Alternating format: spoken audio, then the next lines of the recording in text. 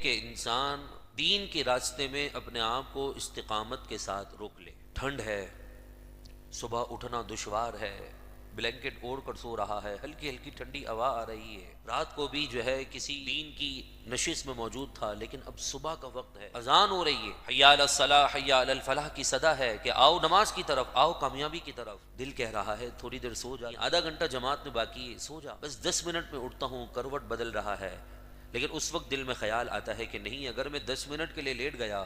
تو کہیں ایسا نہ ہو لمبا سو جاؤں، میری نماز نہ نکل جائے۔ ایسے موقع پر اپنے آپ کو ڈٹ کر کھڑا کر دینا، رب کی محبت میں ٹھنڈے ٹھنڈے پانی سے وضو کر کے آنا، اور پھر قدم اٹھا کر اللہ کے دربار میں پہنچنا اور نماز ادا کرنا، یہ دین پر استقامت کی ایک مثال ہے کہ انسان دین کے راستے میں اپنے آپ کو استقامت کے ساتھ روک لے۔ ٹھنڈ ہے، صبح اٹھنا دشوار ہے،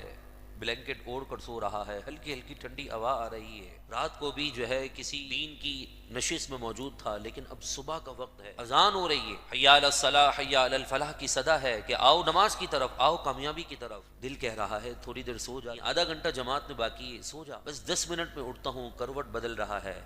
لیکن اس وقت دل میں خیال آتا ہے کہ نہیں، اگر میں 10 منٹ کے لیے لیٹ گیا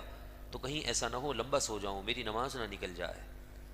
ایسے موقع پر اپنے آپ کو ڈٹ کر کھڑا کر دینا، رب کی محبت میں ٹھنڈے ٹھنڈے پانی سے وضو کر کے آنا،